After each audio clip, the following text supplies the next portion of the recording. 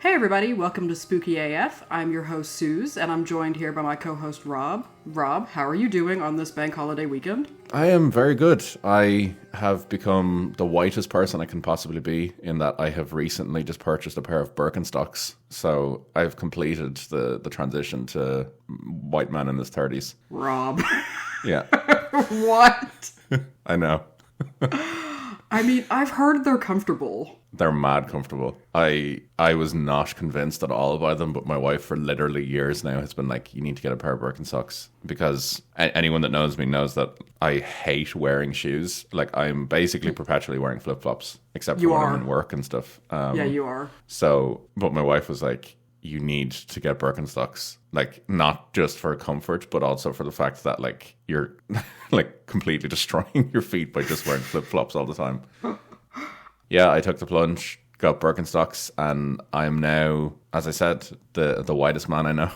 Damn. I feel like I can't get Birkenstocks because I'm just goth enough that it won't fair. work. That's more than fair. Like, I've seen people wearing Birkenstocks with socks, and I'm not about that life. I'm a purist. Like, no socks.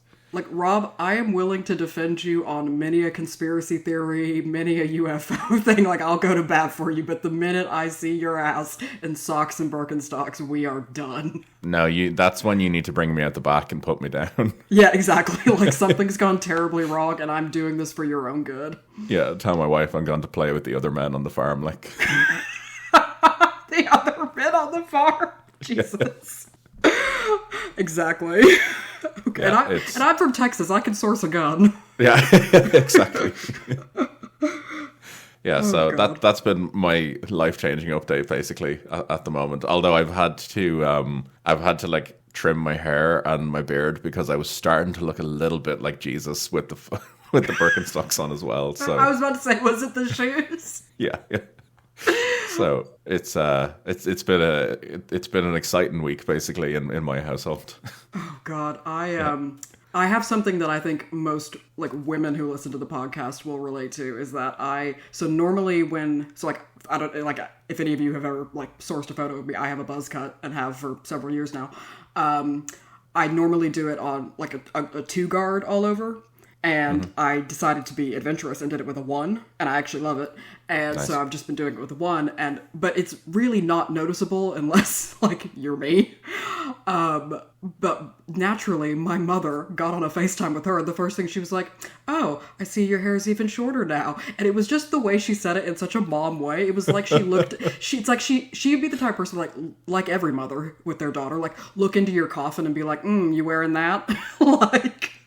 That's mad, actually, because I always just associate your mom with just being quite cool and down for anything. So I find that actually quite funny. Well, it is like, so my mom is very cool and very down for anything, but occasionally she just has this like it's in their DNA. Like the minute you become a mother with a daughter, like there are some comments you just end up making. Yeah, you're in your Sinead O'Connor phase now, though, so that's it. Oh, what does that mean? Well, it's just the buzz cut now.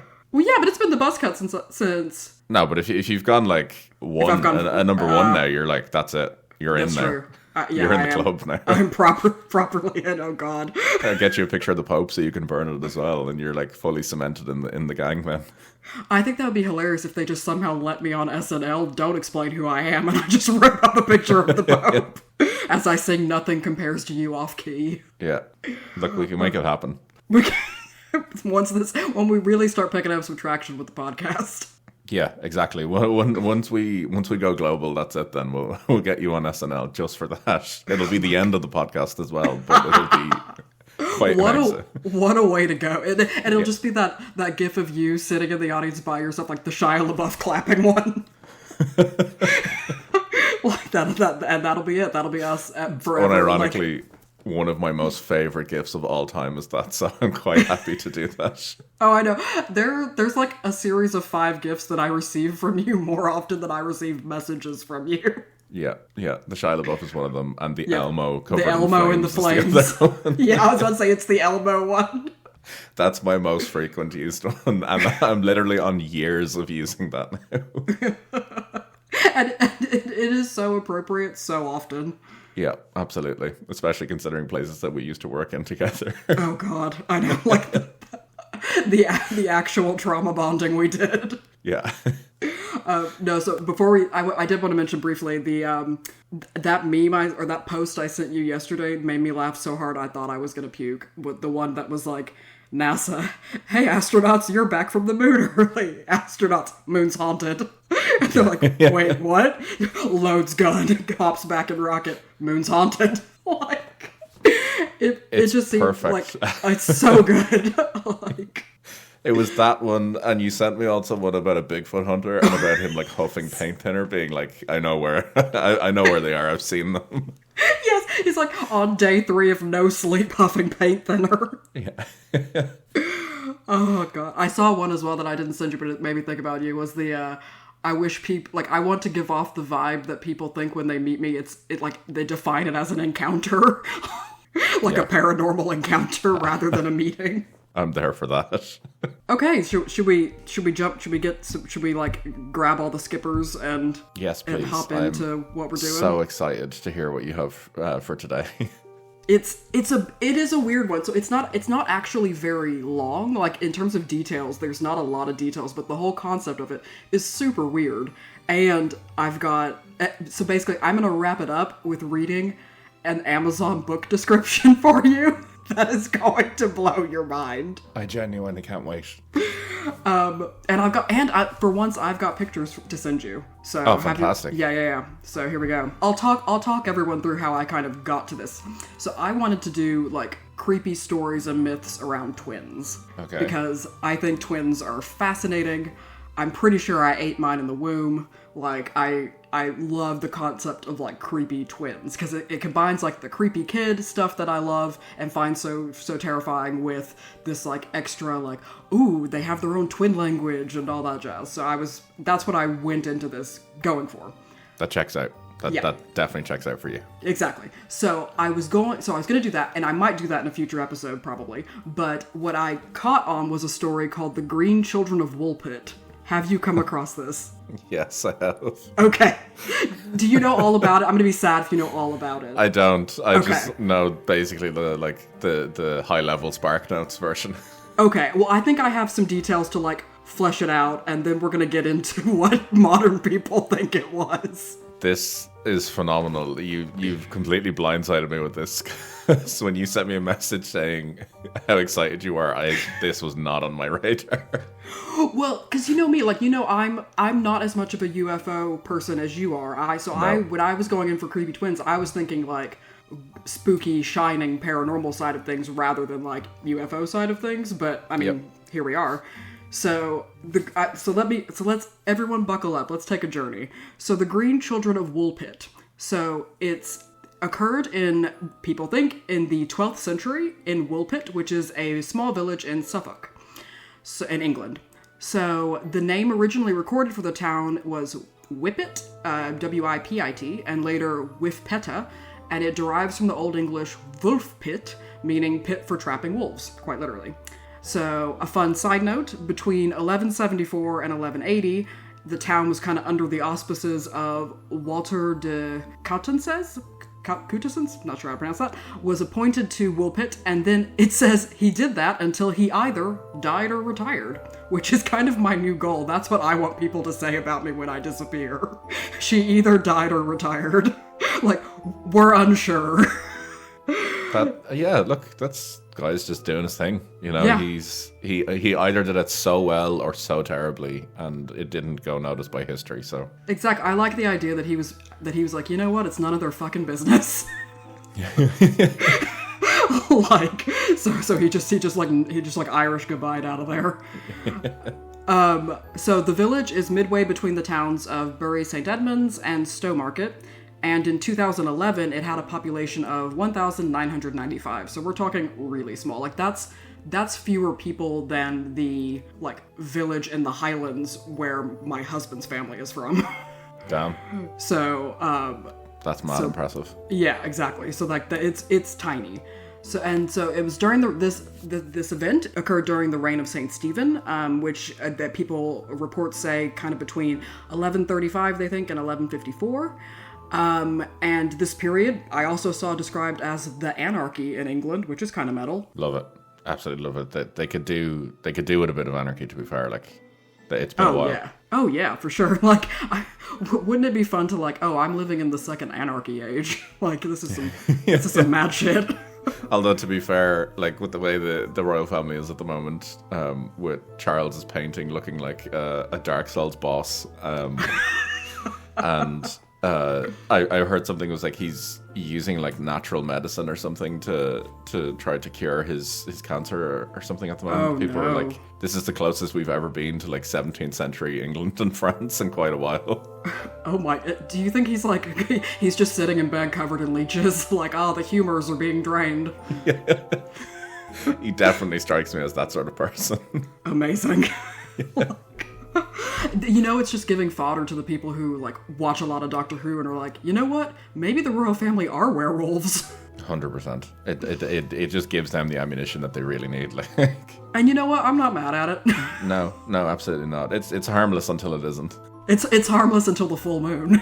Yeah. And then Windsor becomes a bloodbath. Have you basically just outed the royal family as Team Jacob?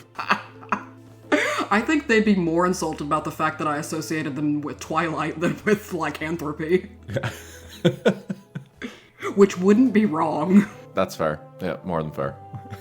Okay, so this story, The Green Children of Woolpit, is actually, let me go over a few sources now that I'm here. So it is featured on the Woolpit Village official website. So much like I remember when, because we've had a few towns that are like, have really claimed the kind of paranormal story that they're known for. Like I'm just thinking of like the Mothman and even like Marfa talked about it quite a bit. So let me forward you a picture of the Woolpit Village like sign. It is proper creepy. Oh my god. Yeah. I adore this. So it is straight out of a Victorian horror story. So it's like this wrought iron black sign that says Woolpit, and then the kind of silhouette image is like a little boy and a little girl holding hands, an abbey spire, and then a wolf. And it looks like proper like dark forest Germany. Like it is so terrifying. This is phenomenal. I love how it's kind of, I can't tell if the wolf is either supposed to be on a hill or if the wolf is supposed to be on the roofs of the buildings. I know. I like to assume that the wolf is just like standing guard on the top of the church. Yeah, I love that. That's phenomenal. It's just brilliant. Ask me what year that was made in. Like have a guess. What year was that sign erected? Oh God. I maybe the 20th century, sometime in the 20th century. Okay, you gotta give me a date. Come on. What does it look like? I'm gonna say 1930. You'd be wrong, because it was 1977. No way. Yes. So some motherfucker in 1977 commissioned that. That is phenomenal. We're gonna have to share this on Instagram. Yes, 100%. We will share it on Instagram. So yeah, just keep in mind it was erected in 1977. Oh my god. Let's even further set the scene. So let's really situate us in a time period between 1135 and 1154. So you're a local Woolpit reaper. So you've got your big ass scythe and you're just a scything things. You're chilling, just doing your reaping, when a young boy and girl approach you, but hold it, these children are proper Elphaba from Wicked green. Like we're not talking like the metaphorical green you turn when you're nauseated, but like a proper cloudy grass, pea green all over their visible skin. I love this so much. Yeah. So, they were said to have appeared near the local wolf pits, which you can actually Google. I found a good image of them, of one like in Bavaria, so I think they're popular across the continent as well. But they're literally just sort of like stone-walled pits in the ground. So the kids apparently just appeared there, and according to records, they were acting a bit shifty, which I was like, green kids acted a bit shifty, fair enough. Yeah. Basically, the spawn of Shrek has just turned up in this town. So when the locals approached the children and tried to speak with them, they didn't speak any language they could identify. So they just thought they were like speaking gibberish. Brilliant. I'm really just trying to put myself in the position of these like farmers, basically. Yes. Just standing there, like their lives, like they probably don't have a massive amount going on in their lives at this point in time. You know, like they've got their stuff, they've got their chores, their farm and stuff and all that, and that's what they care about. Oh, yeah. They, in their training book, did not cover what do we do when like radioactive green children turn up. Oh, 100%. Because you think so we're in a pre-Black Plague world where, so you have to imagine that most people would never leave like the village in which they were born. Like they would marry somebody that they like knew from the local area, and they would have kids there. Like that is, and like their father was a reaper, they would be a reaper. You know, that so on and so on. So the idea that and so everyone knows you. There's this like, it's a bit like Ireland. But, I was just about to say, it sounds like you're describing modern day Ireland. I was about to say, it sounds a bit like modern day Ireland. Which, for our listeners who aren't in Ireland, Ireland is a remarkably small society. Basically, just picture the Shire from Lord of the Rings, and you've got Ireland. Yes. Like, the amount of times, like, I've developed kind of a pseudo-friendship acquaintance with, like, the people I commute to work with. Oh, God. They're some of the best friendships I ever had, and I don't even know their names. I noticed when a woman dyed her hair a different color. Yeah.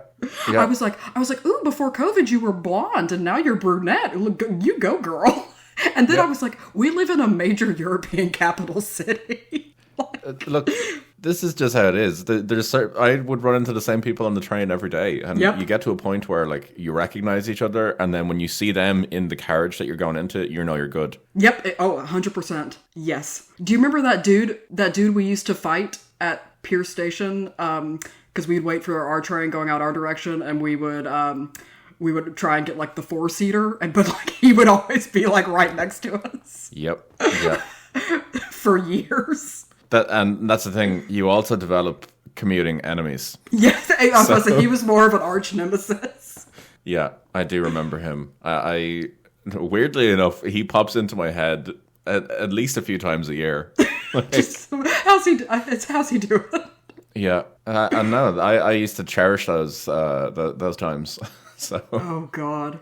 Yeah, no, Ireland is great for us. We as big a country as we are incredibly small. I'm about to tell you something that's going to blow your mind. Then this is completely sidebar, but like that guy that we are talking about, he works in the same building as my office. No way. Yeah, I have seen him in the canteen and nearly shit myself. No.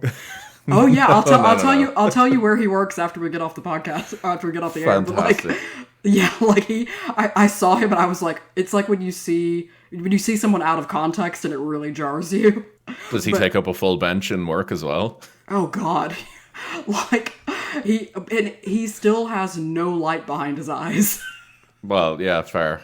But like, yeah, I saw him getting breakfast in our canteen, and I was just like, what the fuck? That's fantastic. Oh, so yeah. Well, so in a sense, Ireland good for is him. the tiniest place. Yeah. That's actually myself and my wife. We were down in the west of Ireland there not that long ago, and I shit you not, we ran into someone in an Irish sense of running into them. We saw them on the other side of the road and didn't engage with them. But we ran into someone who used to get the train on a daily basis with us from Maynooth when we would commute into work. I hadn't seen this woman in years, and she was down in this tiny little town in the west of Ireland. Like, oh my God, that is as soon as I saw her, I nearly crashed the car. Oh God. So basically, like, we understand. We understand. Yes. Because honestly, if 2 green children got onto the train into Connolly, we'd be freaked out too. Yeah, absolutely, but probably still not the strangest thing that's been on a train coming into Dublin. Like that's not. 100% not. Good God. But no. So these Reapers see these children. They're speaking gibberish. They end like. So, but you also have to admit, like, so yes, they are speaking what sounds like gibberish, but it's unlikely that like your local Woolpit Reaper is like a polyglot. I was about to say, I would imagine he's not exactly like fluent in the languages of the European continent. Exactly. Like, but you know, you kind of have to maybe they could, because they get, so the children get taken to the house of like a local kind of lord. And which, this is what gets me as well, because I'm like, how is it that like a woman could do math and then be burned at the stake, but two green children show up speaking gibberish and they're like, oh, we'll take them in, see what this is all about. Like, You can't be trusting those women, says, like, you know this. We've been over this. They get hysterical. The womb is all over the shop. And then all of a sudden there's blood magic happening. The children, you can change them still. I mean, oh, well, actually, that's going to come up. So anyway, they take him to the house of the local lord, and they tried to figure out where they came from. But again, even the lord was like, couldn't like identify the language, when you would expect him to be at least able to say like, oh, that sounds like French or something. So they found that after several days, they couldn't get the children to eat anything. And they were worried that the children were going to starve. Well, the children were walking around the kind of estate, and they stumbled upon some broad beans growing in the garden and then ate them straight from the ground. So basically, Woolpit took in these unidentified children who didn't speak the vernacular or any other identifiable language, wouldn't eat anything from beans, and were green. So really, we're just talking about some avid green vegan weirdo kids. They were way ahead of their time. Way ahead. Like, maybe the gibberish they were speaking was just like modern English of them being like, yeah, I respect all animals and the earth. What do you mean you don't have oat milk, you fucking cretin? Yeah. God, you carnivores are just disgusting. Oh my God, now I'm on board. I'm like, you know what? This is a time travel narrative, and these were just some like Austin, Texas vegans that just popped into. Both those kids, if you look close enough, you'll see that they were both wearing Birkenstocks as well. And they had like a Whole Foods canvas bag. Oh God, okay, this is now the narrative that I am going with. Yeah. But so anyway, the kids, so they figure out that they can feed the kids beans. So they do. The kids grow a bit older, and eventually they kind of assimilate other food into their diet, and the green pallor of their skin faded. So, which makes you think that maybe it was food related, and if we're looking for a scientific explanation, it's a bit like people eating too many carrots and turning a bit orange, perhaps, because of the beta-carotene. Yep. But I'll go into it a bit later, but there is actually a medical thing that can make you turn green, so we're going to get into that later. But, so the children were incorporated into the local life, and that meant baptizing them. Of course. Yeah. Of course. Exactly, like, because, yeah. So, tragedy struck. The little boy was a bit more sickly than his sister, and he died soon after the baptism, which to me makes a lot of sense, because, like, Jesus, that water could not have been clean. Like, no water could have been clean. So if you dip a sickly child into dirty water, then, like, yes, you are asking, like, to send that child straight to the beyond. Yeah, a child who's lived exclusively off beans. Yes. Is probably not the healthiest of children. Like, that kid has never even understood what protein could be. Like, baby girl, his muscles are running off of, like, the least amount of protein you could imagine. So the girl, however, was hardier, and she grew up and semi-adjusted to a non-green life in Woolpit. However, we'll get into what happened to her. She learned English, or the kind of Middle English that was being spoken. She was considered to be a very wanton and imprudent young woman, which, I mean, good for her. If you're not living your life in a way that the church wants you dead, you're not doing it right. Yep, fair. So she learned English, and then they immediately, like as soon as kind of she had a grasp of the language, lots of people asked her about where she and her brother came from. So she reported that she came from a place where the sun never shone and the light was permanently twilight dim. So, and then some, yeah, so she lived in like a land of eternal twilight. A cave. Well, a cave comes into this. So the center of the earth. Like, I'll accept either. Well, that comes up too. Yes. You're jumping the gun. I apologize. So, some reports say that she alleged everything in this magical place or she didn't think it was magical. I think this place that she remembers was green. And then one report even said it was called St. Martin's Land. Martin's Land? Oh, no, interesting. Okay. Yeah. So, when asked how she and her brother ended up in Woolpit, the accounts differ, but it seems like they were going about their business, helping their father herd cattle, when they heard a loud peal of bells and were suddenly transported to Woolpit, where they were discovered. And in other reports, it involves the children hearing bells and then following the noise into a cave. Interesting. So, okay. Yeah. So I'm gonna get in. So I know I didn't name my sources yet, so I'm about to, because they're so like typical of academia. Like, holy shit. All right. So like historical sources for this are pretty sketchy, as you might assume. I am not going to get into the stupid amount of like academic infighting going on between, because like everything I found was like, oh, well, this person this scholar interprets it this way, but then this scholar came back and said that scholar was an idiot because of and I was just like, oh my god, I left academia, leave me alone. So I'm not gonna get into like the paradigm of like who has the best resources, because we're in the paranormal playground and I don't need to. No, absolutely not. We're not in a paranormal dick measuring contest with academia. That is, I was like, man, these white men are so bored. Yeah, they're mad insecure. Oh yeah. I was like, can we like focus on the fact that there were green children and not the fact that you think William is a dumbass? Yeah, exactly. Like, priorities. Yeah.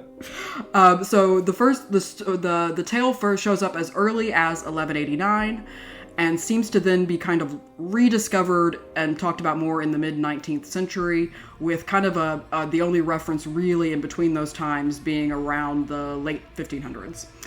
So many historians, It's still kind of talked about though, I guess. Yeah, like it gets brought up, and I'll kind of get into what people think it is at different points. So like a lot of historians, even in the 19th century and now, they believe that it was either a piece of folklore, or it was a real event where the facts have been kind of garbled through things like mistranslation of other texts and hearsay and oral tradition and all that jazz. So the girl, according to one source, she was employed as a servant in the house of a local nobleman for many years after she reached adulthood, and that she eventually married a man from a nearby village. And one researcher who is also a part-time astronomer, which I'm like, why aren't we living in a time where I can do shit like that? Because really, I'm just like a full-time civil servant and a part-time anxious nerd, which is not as cool. Yeah, this is the conversation I had a while ago with someone saying that we've really missed the boat on the period in time where you could just become an expert in something with no qualifications. But oh my god, okay, sorry, quick sidebar. I was coming back from a work trip, so I was at Houston Station in Dublin, and I needed to, it was late enough that I needed to take a cab home. And I was definitely going to take a taxi because, my work would cover it. So, I was in the taxi, and the taxi driver asked me what I did, so I said what I did. And he was like, oh, that's really interesting. I've actually, and he talked about, how he was basically kind of a mechanic. And I was like, oh, that's really interesting. My stepdad was a mechanic. And then he goes, but I've written a book about that will revolutionize Irish politics. Oh, God. And I was like, oh, have you? As I began to scratch at the windows. Of course he has. And he was like, yes, I believe that politicians think the Irish public are, far too stupid.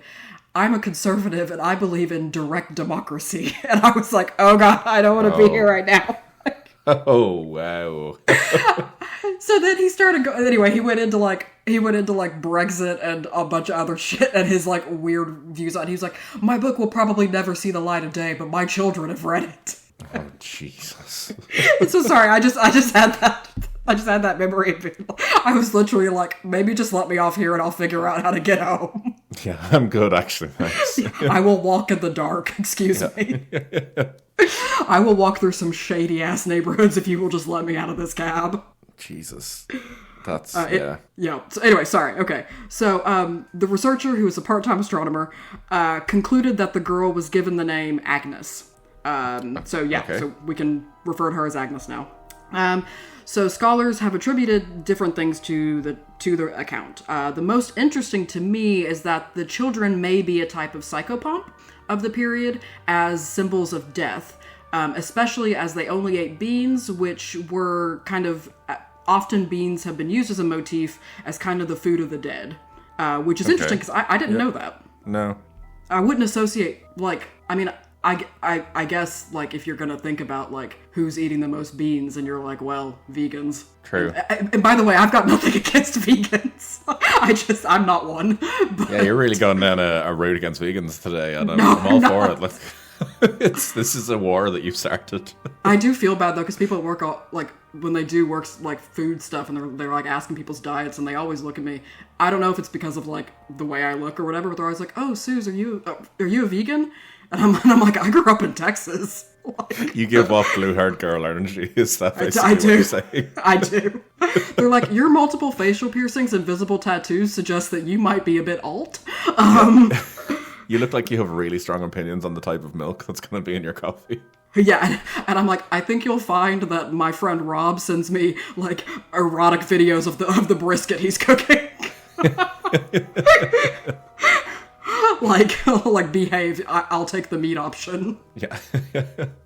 Yeah, like, when I'm thinking of beans, I wouldn't exactly be thinking of, like, death. Like, it's... those two don't go hand in hand in my head of a food associated with death. No, because you would kind of think, I don't know, like maybe, and again, it's because of our cultural references and stuff, but you think kind of like, you know, like rare steak or I don't know, wine that's also blood, or I don't know, something a bit more kind of gothic. Yeah, I don't know why beans, but look, this is, we're not supposed to understand maybe. No, yeah, it's not our psychopomp, and that's fine.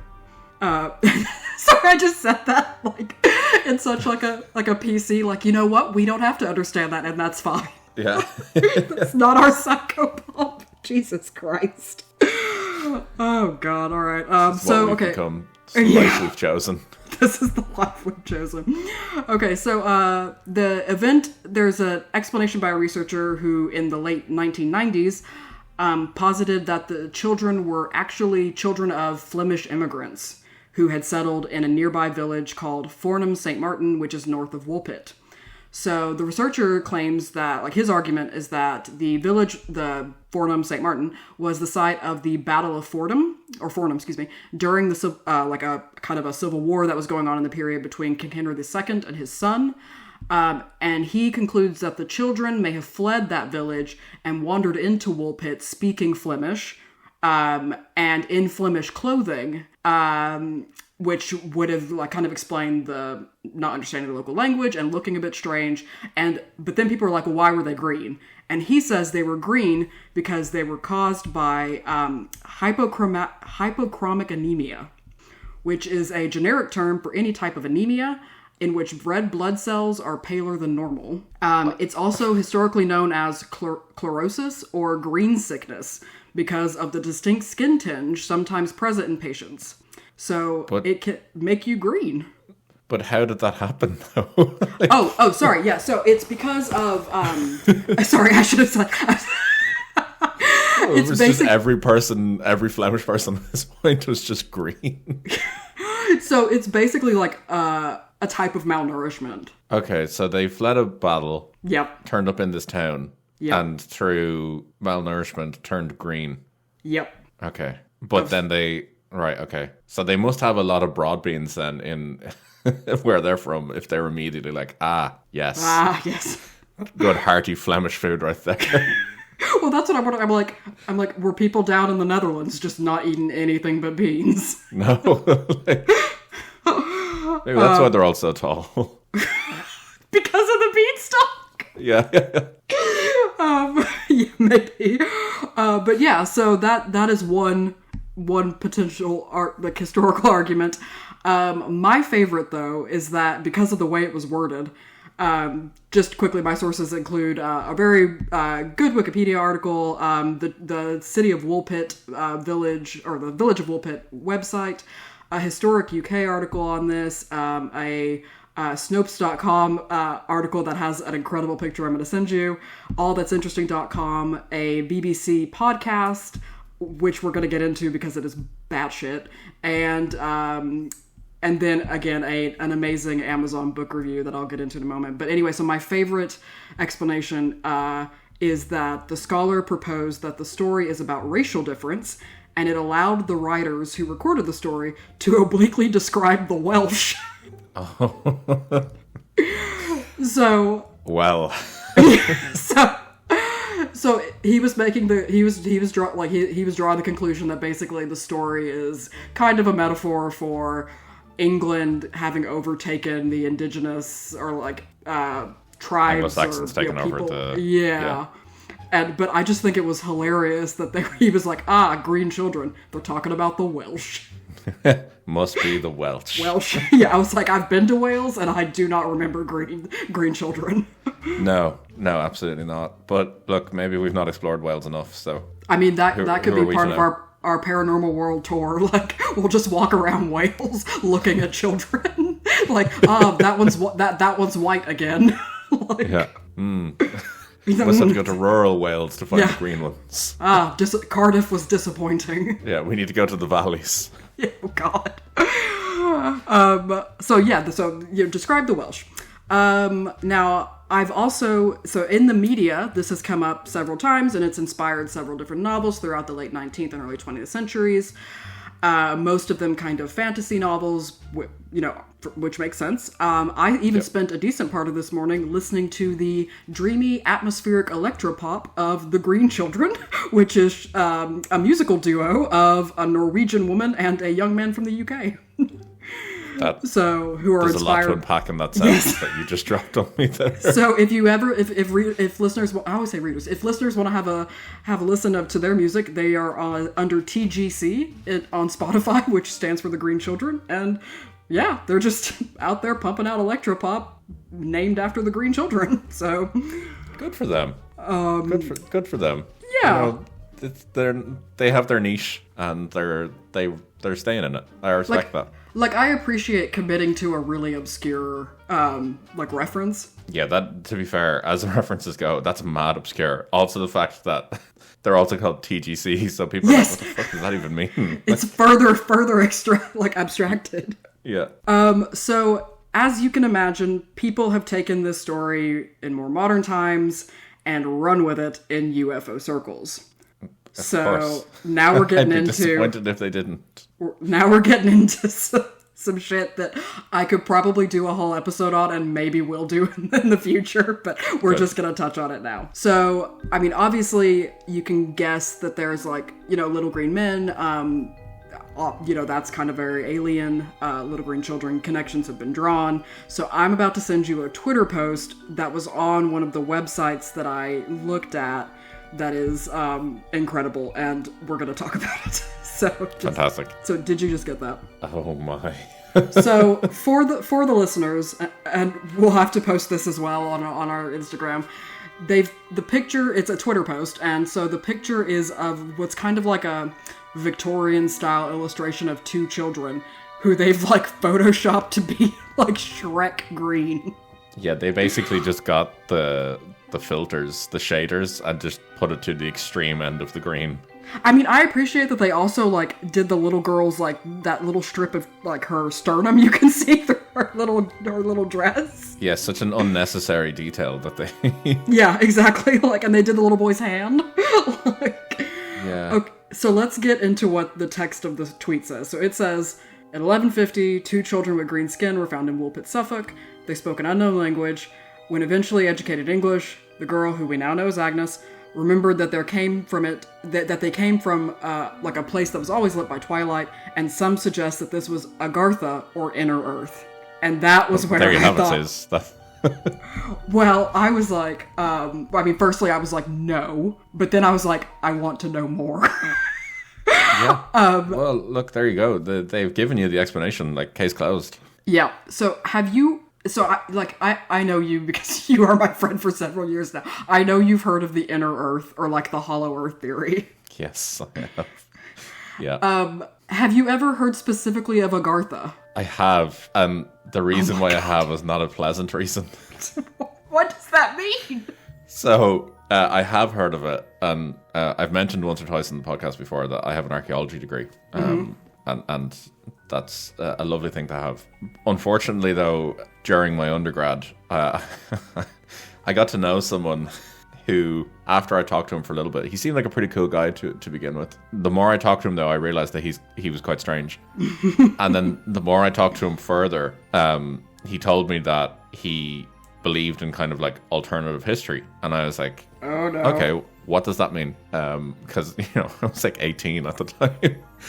And he proceeded to tell me that he was basically doing an archaeology degree to try to get an understanding of like how the hollow earth works, and oh my God, more importantly, to find remains of Agartha, and then proceeded to go on this tangent of what Agartha is. I was just like, oh, I have to go to a lecture now, so honestly, that interaction could have gone worse, because when he said that he was into alternative histories, I was like, oh no, does he like believe the Holocaust didn't happen or something?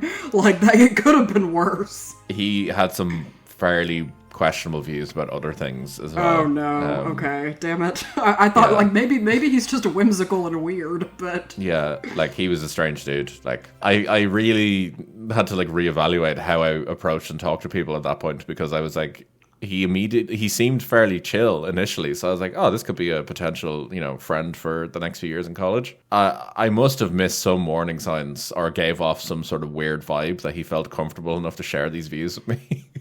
You just been running through red flags. Yeah. So to answer your question, I have heard of Agartha. Okay. Well, for the listeners who haven't, I'm really just gonna skim over the surface of this whole, because we could do like a multi-part series on like what people believe about the ridiculous hollow earth and all that shit. It's kind of a branch off of people who think the earth is flat, but it's slightly more supernatural and UFO-y, I guess. Believable is the word you're looking for. Yes, of course. So, Agartha is the legendary kingdom that is said to be located on the inner surface of the earth, which some in the Hollow Earth community believe in. It's bonkers. Yes. So, and it naturally connects back to people who, like, believe in theosophy, which is absolutely batshit. Like, and I know you know this. Yeah, isn't Agartha linked to like the Till Society and all that? And oh yes. It basically anything. Well, it kind of takes us back, which is how you know it's ridiculous. It takes us back to the Alaskan Triangle and the Black Pyramid, of them thinking that it was some like underground Hollow Earth society that built it. Of course. Yeah. It all checks out. Theosophists regard Agartha as a vast complex of caves underneath Tibet that is inhabited by demigods called Asuras, which to me just makes me think that like, so one of my favorite horror films, The Cabin in the Woods, that's just real. Like there are just these like old gods underneath the earth that thirst for our blood. That checks out. That's an interesting timeline, and honestly something that I wouldn't surprise me now, the way the Earth has gone. You know what? It actually it would explain a lot of things, and I'll be on board with it. Yeah. But so basically a lot of people who hear the Green Children of Woolpit, they think the children are from Agartha and somehow found their way from a cave in Agartha to the wolf pit in Woolpit. Now, okay. All right, now we've run across, while I was looking, because like I said, I'd never heard of the term Agartha, and I don't know much about, like, what people think about, like, the inner earth, or whatever the fuck they call, because it is proper bonkers. But, So I read across a link to a book on Amazon, which is called Agartha, The Earth's Inner World, and it is by someone named Mariana Stirna, I think. Apologies if I'm pronouncing your last name incorrectly. And so I'm just gonna take a second to read. Oh, by the way, the cover of the book has like a map of Agartha, like inside a sphere, which is the Earth, I guess. I love it. So yeah, I'm going to. It's filed under. It says it's like 7,000th in contemporary fantasy, but I don't know if it's like I don't know. Okay, so we're taking this as non-fiction, clearly. Yeah, because the comments clearly, which we'll get into, are clearly kind of taking it as nonfiction, but I don't know if the author intended it to be nonfiction or not. So here's the description of it. That's so sad if the author just wrote it as a fun story. Yes. So like, again, I am making no assumptions on Mariana Stirna in terms of like what I think it's a she meant to mean, but here we go. Here's the description that's on Amazon. In medieval times, people believed the earth was flat and that the sun rotated around it. The Catholic Church considered it heresy to suggest that the earth was round and orbited the sun. The astronomer Copernicus was aware of this and did not dare publish his findings until on his deathbed in 1543. The next major disclosure is revealed in this book. The earth is hollow and populated by an advanced race who is planning to come to the aid of people on the surface very soon. Will this concept be accepted by scientists and the religious community? Is this science fiction, fantasy, or liberation? We can only advise you to read this book, written as a novel, and examine your own heart. There are those who have already visited Agartha, the world inside the planet, and found society there advanced and flourishing. Admiral Richard E. Byrd, USA, 1947, is one of them. He was not given to flights of fancy. Mariana Stirna made contact with Timothy Brooke, a Canadian, who appeared to her briefly and then dictated this book. He was saved by Agarthans from a shipwreck off the coast of Canada in the mid-20th century and is now alive and well in Agartha. In this book, he recounts his story and describes life in this 5-dimensional paradise. Oh my god. I am going to need a few seconds to just comprehend. To just process that. So, I'm like, is it a novel? Is it like a treatise? I don't know. It's genius, whatever it is, because the author can be, she can play either side. She can be like, oh no, it's totally real, or it can come out and be like, no, it's clearly bullshit. Like, it's just a story inspired by fiction. Yes, 100%. And so, but some of the comments clearly think it is like a non-fiction piece. Oh, please tell me you're sharing some of the comments. Oh, I know I live to disappoint, but I'm not going to let you down here. I am so ready. Some of them saying things like, this book makes so much sense. If our world released its trauma, it could be possible to get to Agartha. I'm like, oh, it's like do we all need therapy in order to like successfully like release our trauma and get to Agartha? Some are saying like, oh, well, like fiction or nonfiction, it's really fascinating and well written. And it like gets you thinking on how humankind has gone down a dark and evil path and how we need to get back on course toward the light. No, I was on board with that comment until that final bit. There's a very low review that says against the true living God of the Bible. Of course. So I was waiting for the religious side to come into it. But the thing is, this is where it gets weird to me. It's like, so they're saying that basically like the inner earth, which is also New Jerusalem, which is also Agartha, which is also Shambhala, is real and true.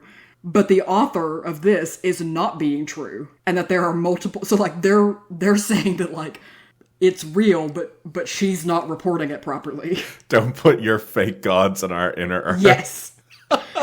Yes.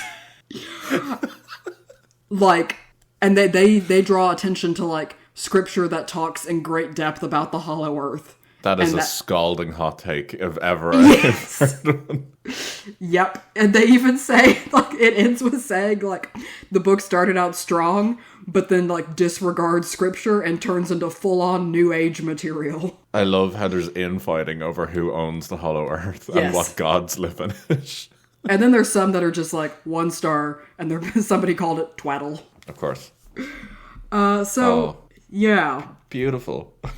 It's interesting. Like, some people are saying, like, it's really well written. I don't know. I'm not, to be honest, I'm not going to pay £12 for a paperback copy. Oh, no. If it was cheaper, I would have considered it.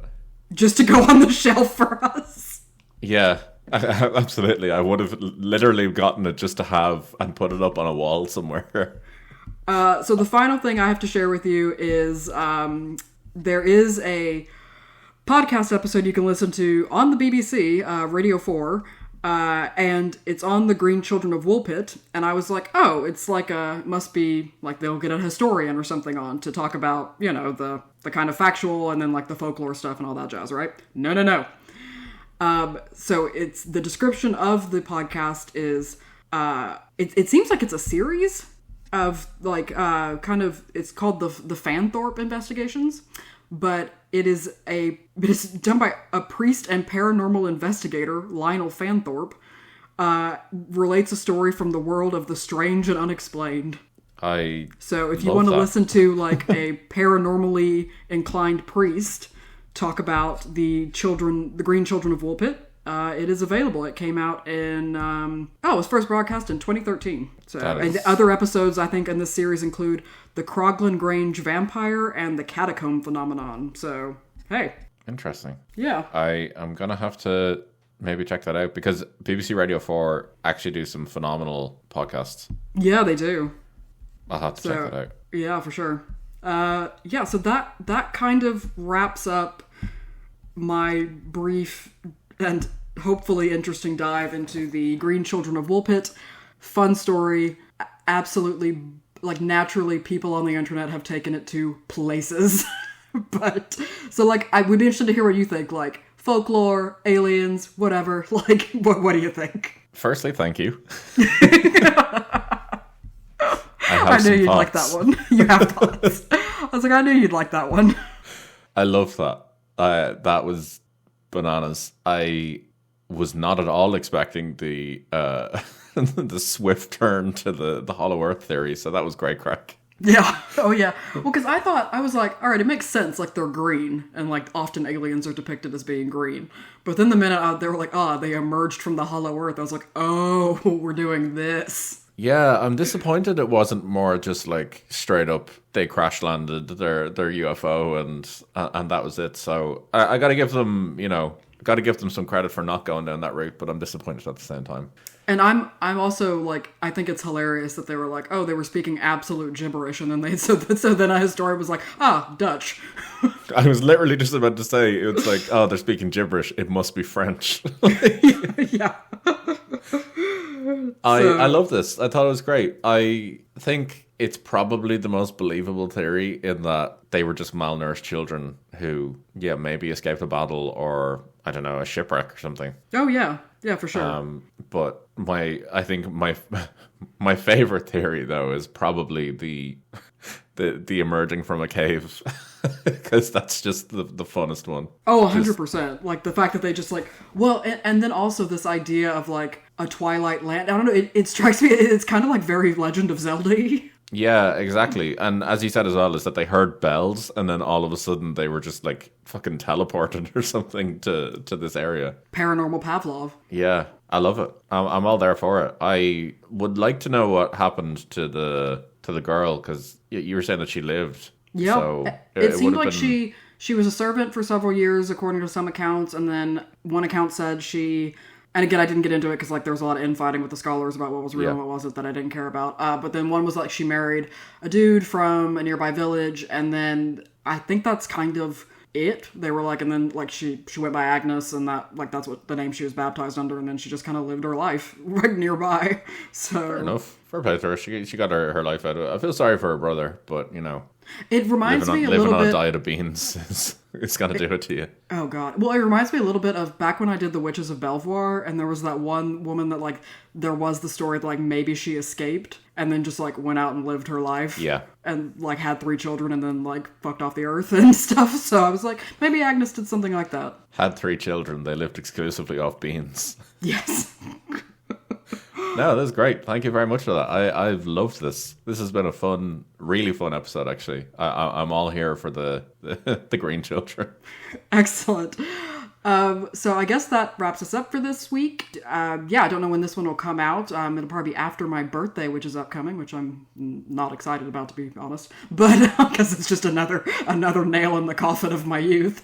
I hope you guys have a great week. You can find us on social media. Like, we're really active on Instagram, or you can what's our Instagram tag? spookyaf pod. The spookyaf pod. Yeah. Yeah. There you go. See, I I am not the brains behind our social media posts because I can't engage. But and then we're also available. You can email us. We would love to kind of have any of your stories that you'd be interested in telling us. We'd love to kind of read them out in the podcast. Any experiences you've had, opinions on things that we've done. Anything you want to add, and then also like we guested recently on the No Bodies podcast. Yes, it was so much fun. It was so much fun, and it was on a 2-part series about haunted houses and haunted house films, and so you should definitely go over and give them a listen. I know that as we record this, the first episode is out, and I think the next one comes out later this month. Yes, comes out very soon. So yeah, you should definitely check it out. It was so much fun recording with them, and we'll definitely have to have them on with us as well in the near future. Absolutely. All right, so have a great week, you guys. Stay spooky, and we will talk to you later. Bye. Bye, guys.